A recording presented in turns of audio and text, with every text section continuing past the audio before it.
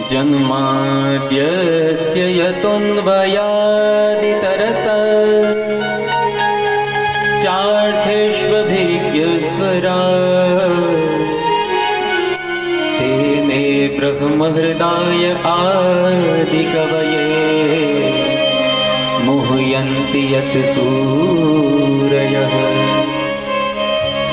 तेजो वारि मृदां यथा विनिमयो यत्र त्रिसर्गो मृषा धाम्ना स्वेन सदा निरस्तकुहकं सत्यं परं धीमहि।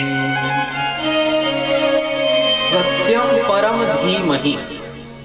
पहले श्लोक में किसी देवता का नाम आया ही नहीं। पहली ही श्लोक हरे कोनो देवता का नाम नहीं। सत्य भगवान ला हम प्रणाम करत हैं। अरे भैया वो सत्य आखिर है कौन? वंशीधरी टीका में इसके 125 अर्थ प्रकट हो गए।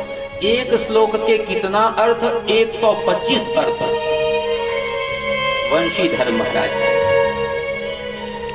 पिछले कथा मन में मैं अर्थ करे रहा हूं। वो कृष्ण परक श्रीमद् भागवत जी में भगवान श्री कृष्ण जी के ही गुण गाए हैं प्रधान रूप में। तो देवकी गर्भ स्तुति के रूप में जब ब्रह्मादिक देवता आ गए भगवान की स्तुति करने लगे तो भगवान को क्या कहा? सत्यव्रतम सत्य परम त्रिसत्यम सत्यस्य योनिम निहितम च सत्ये सत्यस्य सत्यमृत सत्य नेत्रम सत्यात्मकम त्वाम शरणम प्रपन्ना।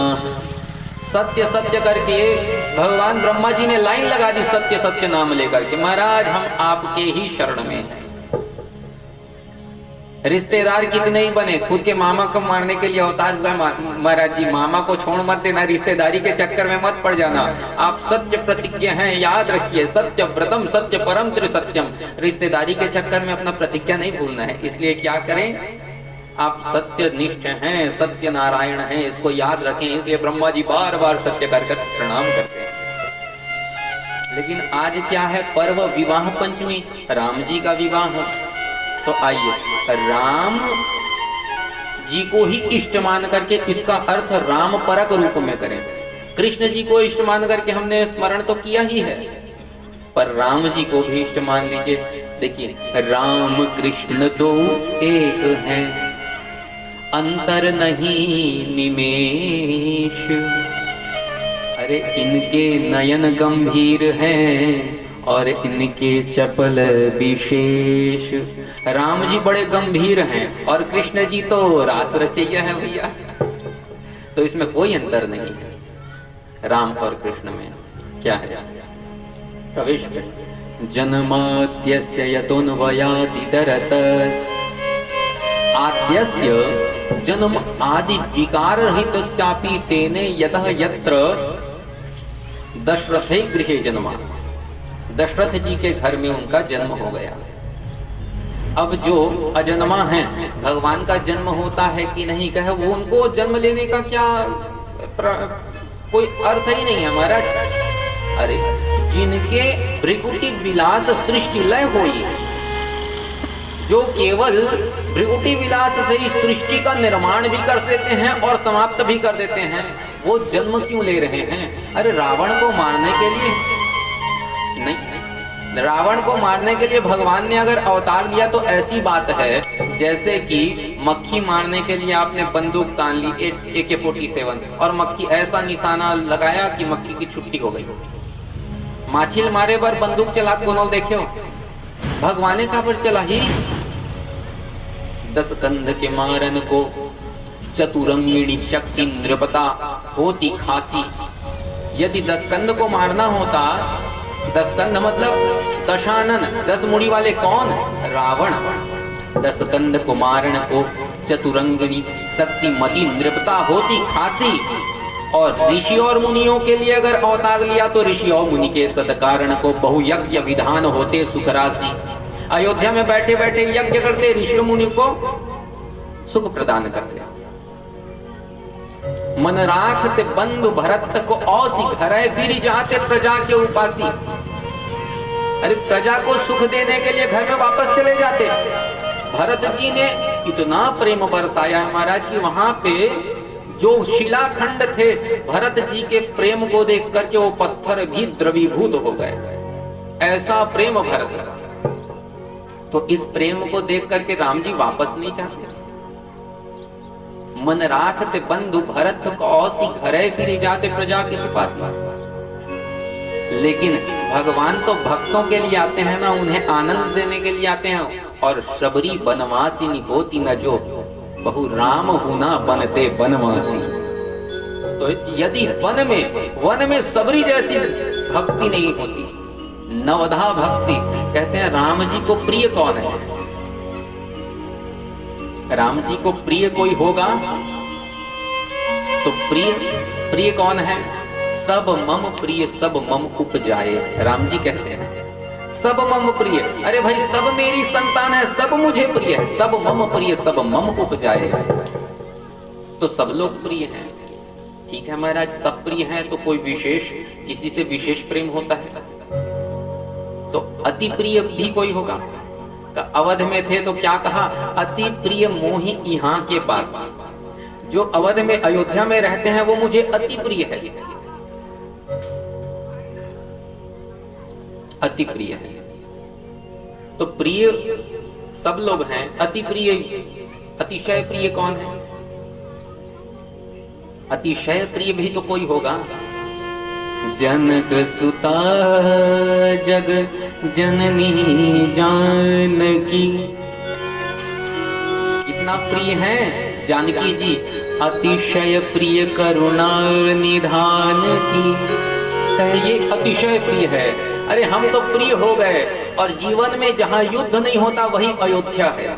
जीवन में किसी से युद्ध ना हो, द्वंद्व समाप्त हो जाए, तो हम भी भगवान को अतिशय प्रिय हैं।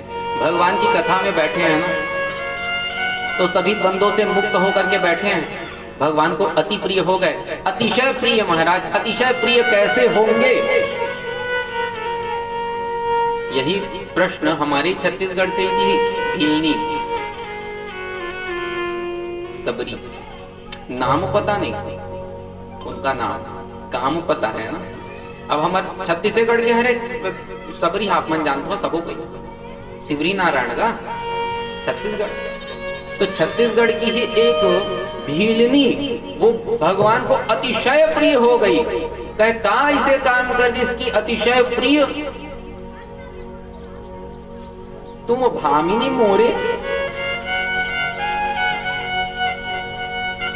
सबरी अतिशय प्रिय है, जबकि अतिशय प्रिय करुणा निधान की कौन? जनक सुता जग जननी जानकी। कहे जानकी जी के समान प्रिय है, कम हो जाए लेकिन ज्यादा नहीं। कहता अगर हमारे भीतर ना 9 सूत्र में से 9 सूत्र में से एक सूत्र भी हमारे भीतर हम लोग ला लें तो वो अतिशय प्रिय हो जाएंगे। कैसे? 9 सूत्र कौन से? नवधा भक्ति।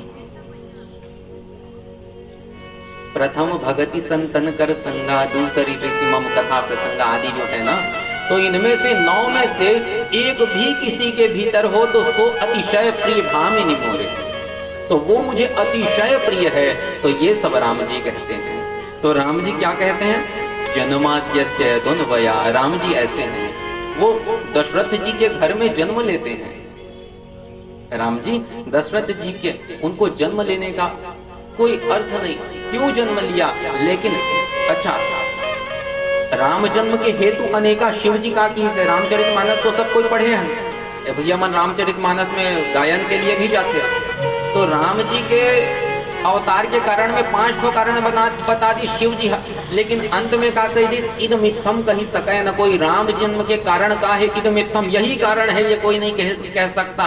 तो कारण क्या है महाराज, आप पता लगा के बताओ। पार्वती जी ने कहा तो हनुमान जी के रूप में श्री शिव जी शंकर स्वयं केसरी नंदन आ गए, पैर दबाया, पूरे जीवन साथ में रहे। और साथ में रहने के बाद एक दिन किम पुरुष खंड में बैठ करके सेवा करते करते बोले महाराज मुझे आज पता चला कि आपने क्यों अवतार लिया। अब मैं कह सकता हूं कि आपने क्यों अवतार लिया। श्रीमद् भागवत जी के 5वें स्कंद में बताते हैं, 9 खंडों का वर्णन है ना वहां पे। क्या कहा? मर्त्यावतारस्त्विह मर्त्य शिक्षणम रक्षोवधायै वन केवलम विभो। महाराज आप रावण आदि को मारने के लिए आप जन्म लेते हैं, इनको नहीं मानता मैं। क्यों? अरे इनको सब मारने के लिए तो मैं काफी हूँ महाराज, मैं ही बहुत हूँ। हनुमान जी बहुत है, अकेले ही। क्या कहा था किष्किंधा कांड के लास्ट में? कहा कि महाराज आप कहो। कौन? जामवंत जी। जामवंत मैं पूछूं तो ही उचित कथावन दीजो मोही, मुझे उचित सिखाइए क्या करना है मुझको। अगर सहित सहाय रावण ही मारी, रावण को पूरी सेना के सहित अभी मार के आ जाऊं मैं, कहो तो जिस पर्वत पे रावण बसता है, जहां पे लंका बसी हुई है, उस पर्वत को उखाड़ के आना यहाँ त्रिकूट उपारी, कहो तो सीता जी को मैं लेके आऊं। क्या करना है आप बोलो, क्या करना है बताओ महाराज। कितना करना है? नहीं, इतना करना है। इतना करहु तात तुम जाई। कहे जामवंत मंत्री अति बूढ़ा सियान आदमी बने सिखाते, ये जवान हरे ज्यादा जोश में भरे है, ये अत्का कहूं ते अत्का करके आई, तो इतना कर